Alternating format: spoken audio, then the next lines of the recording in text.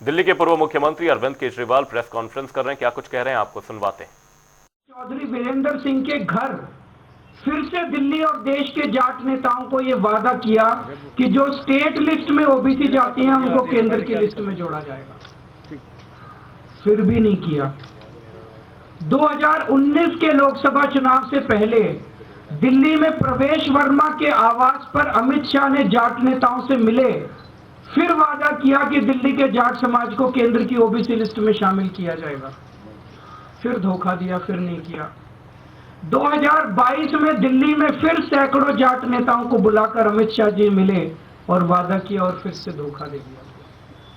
तो पिछले 10 साल में 3 बार दिल्ली के देश के गृह मंत्री ने और 1 बार देश के प्रधानमंत्री ने पूरे जाट समाज को बुला के बोला, अगर प्रधानमंत्री और गृह मंत्री झूठ बोलेंगे, अगर प्रधानमंत्री और गृह मंत्री अपने वादे को पूरा नहीं करेंगे, अगर प्रधानमंत्री और गृह मंत्री को जाटों की याद केवल चुनाव के पहले आती है, आप देख रहे हो हर चुनाव के पहले जाट समाज को बुलाते हैं, कहते हैं वोट दे दो, इस बार वोट दे दो, अगली बार कर देंगे, इस बार वोट दे, और कभी नहीं करते, कभी नहीं करते। अगर प्रधानमंत्री और गृह मंत्री इस तरह से झूठ बोलेंगे तो फिर तो देश में कुछ बचेगा ही नहीं, फिर क्या बचेगा उसके बाद, किसके पास जाएं इसके बाद।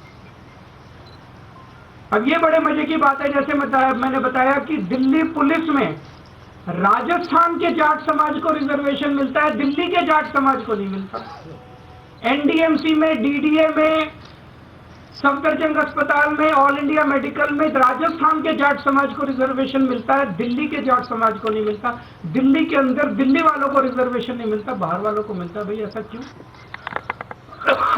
तो मैंने कल प्रधानमंत्री जी को चिट्ठी लिखी है, उस चिट्ठी की कॉपी अभी आप सब लोगों को बांट दी जाएगी। मैंने प्रधानमंत्री जी को उनके वादे, उनके और अमित शाह जी के वादे याद दिलाए हैं कि आप ये वादा पूरा कीजिए, और जाट समाज के साथ धोखा किया गया।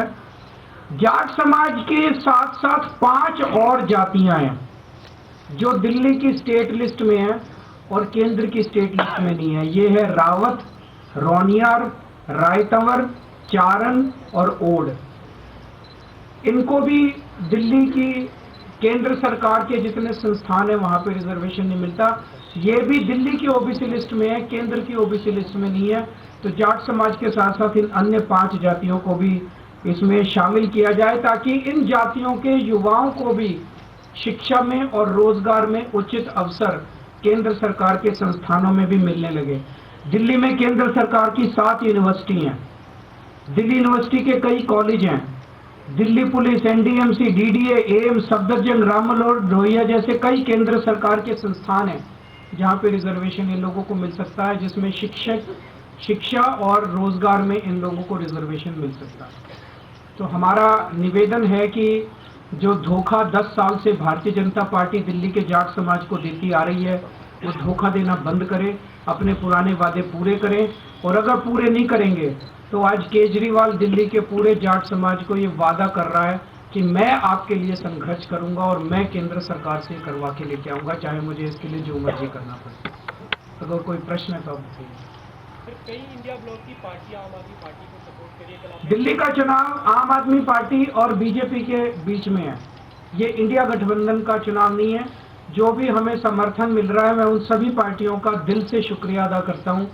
वो हमें समर्थन दे रहे हैं, ममता दीदी ने समर्थन दिया और अखिलेश जी ने समर्थन दिया। मैंने इसमें मीडिया में ही देखा है कि शायद ठाकरे जी की भी पार्टी शायद समर्थन दे रही है। मैं सब लोगों का शुक्रिया अदा करता हूं जो हमें आशीर्वाद दे रहे हैं, जो हमें समर्थन दे रहे हैं। लेकिन आप लोगों के खिलाफ मानहानि का केस करने जा रहे हैं, कर लें, वो बस केस ही करने के लिए। वो बीजेपी उनको कहती है, वो तो बीजेपी का मोहरा है। बीजेपी कहती है चेस के अंदर 1 कदम चल तो वो 1 कदम चलता है, वो कहते हैं 2 कदम चल तो वो 2 कदम चलता है, वो कहते हैं राइट मुड़ जाओ तो वो राइट मुड़ जाता है, वो कहते हैं लेफ्ट मुड़ जाता है, वो कहते हैं केस करके आता तो वो केस करता है, वो कहते हैं इन आदमियों को खरीद ले तो वो आदमियों तो वो तो का मामला जो अभी उठाया था, आपकी पार्टी लगातार उठा रही है, एडिशन और डिलीट करने का जो मामला है, उसको लेकर आप किस तरीके से देख रहे हैं? क्या किसी ये कहा जा रहा है कि आज 3 बजे हमारी इलेक्शन कमीशन के साथ मीटिंग है। उस meeting chief election central election commission के साथ, उस मीटिंग में ये सारे मुद्दे उठाए जाएंगे। अरविंद जी, बीजेपी कह रही है कि आप इस तरह डरे हुए हैं कि 2-2 सीट से चुनाव लड़ने जा रहे हैं। मैं एक